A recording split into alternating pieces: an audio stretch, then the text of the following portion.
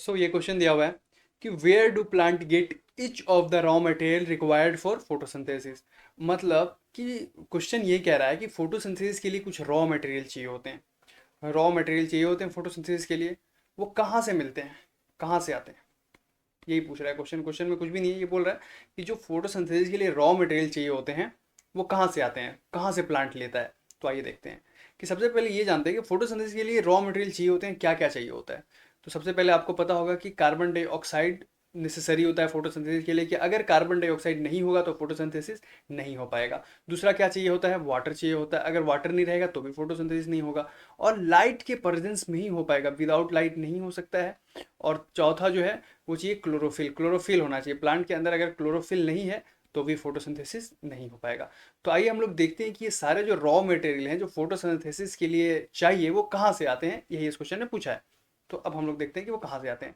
तो सबसे पहले अगर हम बात करते हैं कार्बन डाइऑक्साइड का, तो कार्बन डाइऑक्साइड जो फोटोसिंथेसिस के लिए चाहिए होता है वो प्लांट कहाँ से लेता है।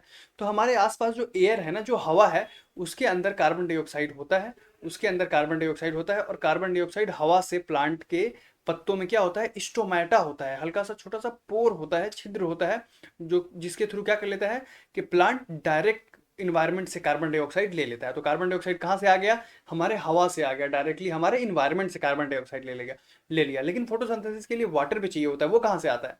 तो हमारे सोइल जो है ना, जो जमीन है, उसके बीच बीच में वाटर रहता है, सोइल में वाटर काफी रहता है एब्जॉर्ब, ठीक है।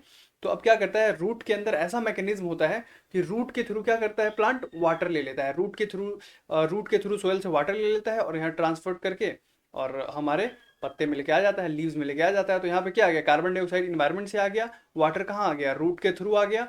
और क्या चाहिए, क्लोरोफिल। तो ऑब्वियसली हमारे प्लांट के अंदर पत्ते में क्लोरोफिल होता है, जिसके थ्रू वो क्या करता है, एब्जॉर्ब कर पाता है लाइट को। और लाइट कहाँ से आता है, लाइट जो आता है वो सन से आता है। तो these are the raw material, ये अलग अलग जगह से आते हैं। तो अब इसको आंसर लिखना होगा, तो इसको आंसर में कैसे लिखेंगे। तो वही सिंपल जो मैंने बताया वही लिख देना है कि कार्बन डाइऑक्साइड कहाँ से लेते हैं, plant get carbon dioxide from environment, environment से लेते हैं थ्रू स्टोमाटा, स्टोमाटा पोर्स के थ्रू लेते हैं।